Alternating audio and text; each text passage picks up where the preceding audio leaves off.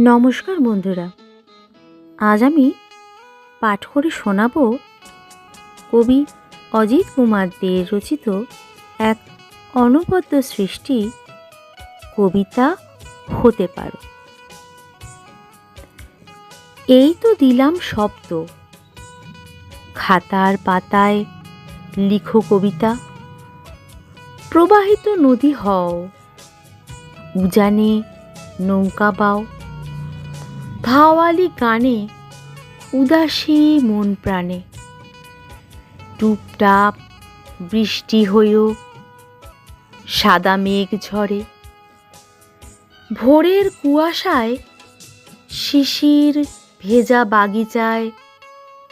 চড়া রোদ দুপুরে শুধুই খুঁজি তোমারে। তুমি যদি নদী হও, আমি সাগর হতে পারি। আঁকা বাঁকা পথে এসো তুমি কাছে।